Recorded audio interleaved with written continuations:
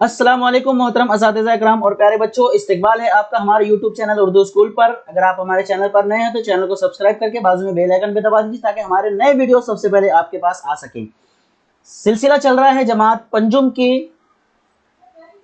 उर्दू मजमून के तमाम असबाक के सवाल जवाब का, जिसमें से आज हम देखने वाले हैं 9वां सबक जुगनू। ये एक नज्म है, इस नज्म के सवाल जवाब आज हम देखने वाले हैं। तो चलिए शुरुआत करते हैं। एक जुमले में जवाब लिखिए। नंबर 1, शायर ने इस नज्म में किस मौसम का जिक्र किया है? जवाब, शायर ने इस नज्म में बरसात के मौसम का जिक्र किया है।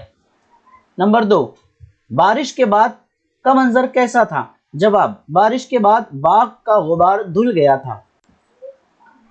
नंबर 3, बाग में अकेला कौन जाग रहा था?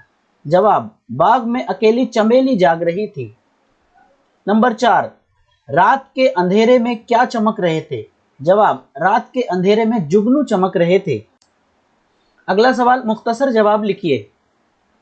शायर ने ऐसा क्यों कहा है कि अलिफ, जमीन पर सितारे नाच रहे थे। बे, परियों की बारात जा रही थी। जीम, जिस्म का रोवां रोवां आंख बन गया था। जवाब, शायर ने इस नज्म में रात के खूबसूरत मंजर को अपने ख्याल में बयान किया है। खास तौर पर जुगनुओं की खूबसूरती पर शायर ने कहा है कि जुगनू को देखकर ऐसा मालूम होता है जैसे सितारे जमीन पर आकर नाच रहे हों। रात के वक्त जैसे परियों की बारात में ये नन्हे नन्हे जुगनू नाचते हुए जा रहे हों। इस खूबसूरत मंजर को देखकर शायर इसी में महव हो गया था। इसे ऐसा महसूस हो रहा था जैसे उसके जिस्म का बाल बाल इस मंजर को देख रहा हो। अगला सवाल, दर्ज झेल अशआर की तशरीह कीजिए। नंबर 1, होने लगी जुगनुओं की बारिश, फितरत के जमाल की तराविश।